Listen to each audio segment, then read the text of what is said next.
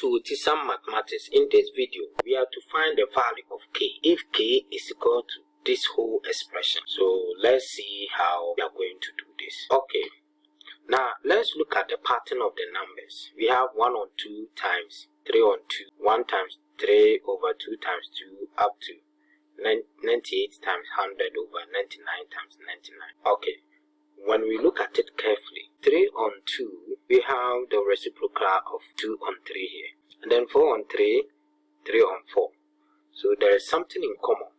We can rewrite this whole expression as 1 over 2 times, let's put this one together, 3 over 2 times 2 over 3 times, so this one 4 over 3 times 3 over 4. So it will continue up to 99 over 98 times 98 over, looking at pattern, and then to be left with 100 over 99.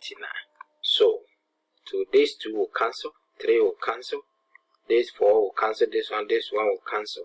So it will, the middle terms, all the middle terms will cancel out to be left with 1 over 2 times 100 over 99, and 2 will go into 150 times, so that we have over 99.